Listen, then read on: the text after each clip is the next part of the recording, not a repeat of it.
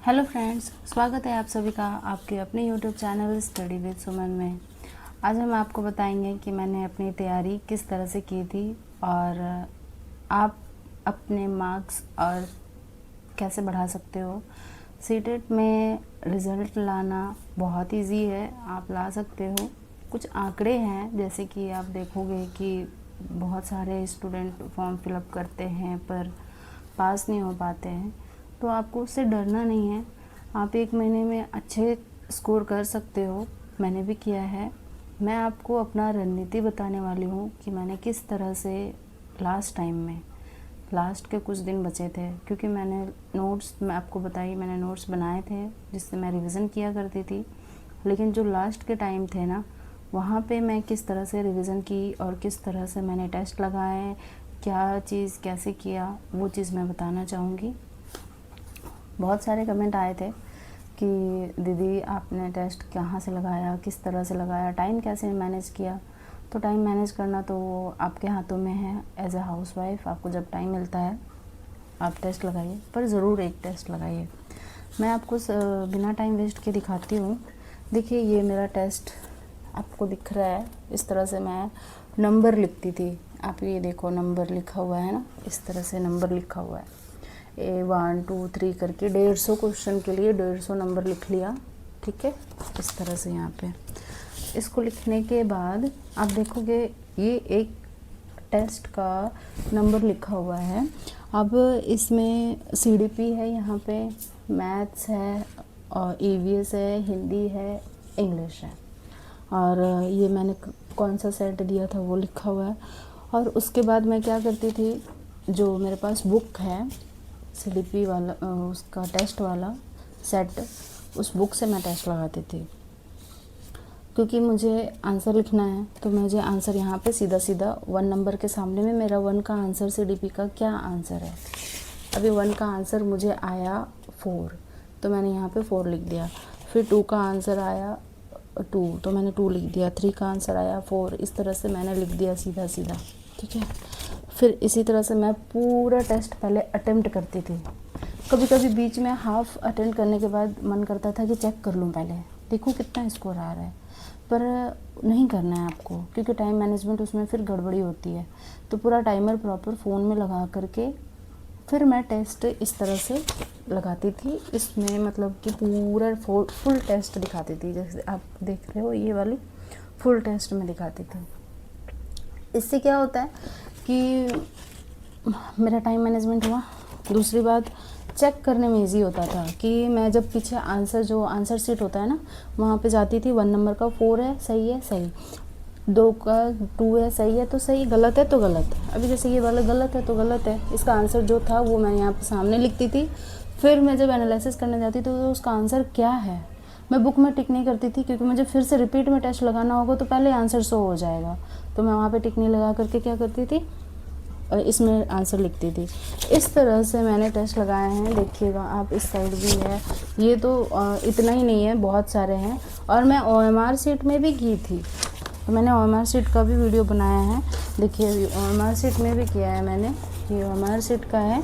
मैं इसमें भी करती थी। इसमें थोड़ा चेक करने में मुझे वो होता था कि किसका कितना नंबर है, थोड़ा सा टाइम लगता था, पर उसमें टाइम नहीं लगता था। बहुत सारा मैंने इस तरह से ओएमआर शीट भी मैंने बहुत सारे प्रिंट आउट करवाए थे, और देख सकते हैं मैंने ओएमआर शीट भी बहुत सारे में टेस्ट लगाया था, और इस तरह करके भी मैंने टेस्ट लगाए हैं।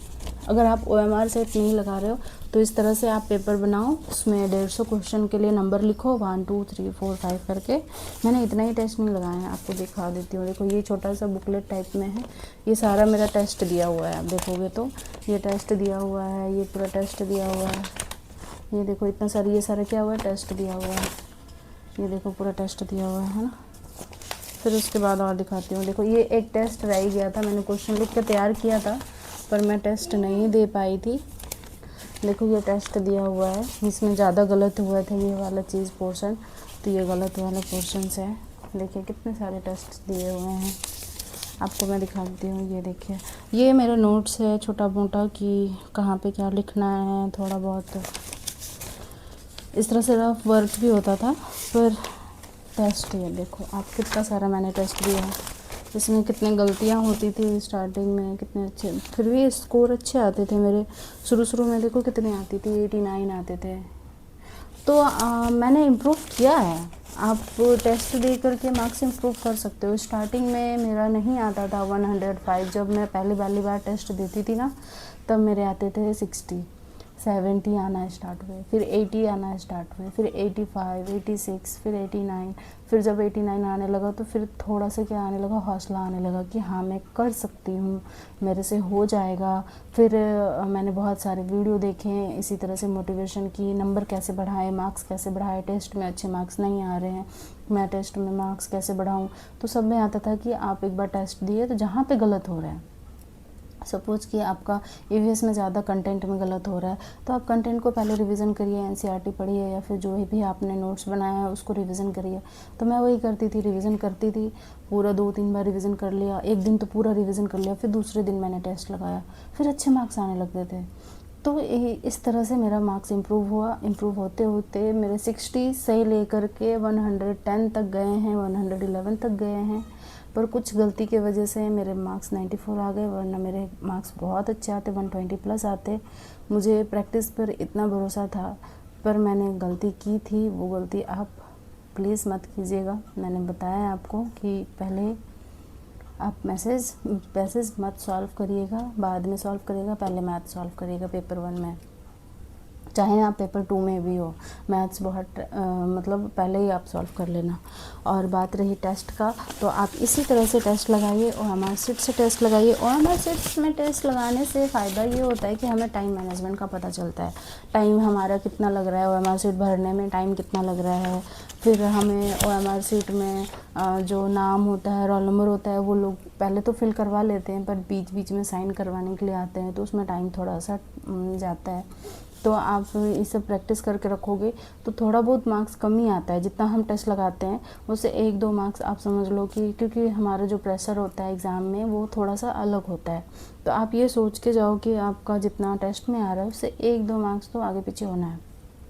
अगर आप अच्छा स्कोर कर पा रहे हो, 120 प्लस कर रहे हो, 130 प्लस कर रहे हो, सबका आईक्यू लेवल अलग है, सबकी पढ़ने की टाइमिंग और सबकी पढ़ने की क्षमता अलग होती है। तो अगर आप अच्छे स्कोर कर रहे हो तो बहुत अच्छी बात है। आप और कोशिश करिए कि और इम्प्रूव करने का, क्योंकि अभी बहुत टाइम है और आप अच्छे से मार्क्स इम्प्रूव कर सकते हो। मिलते हैं अगली वीडियो में। आज के लिए इतना ही। अगर आपको इससे रिलेटेड कोई भी डाउट होता है तो प्लीज़ पूछिएगा कमेंट करके, और मेरे चैनल को प्लीज़ सब्सक्राइब कीजिएगा। Thank you.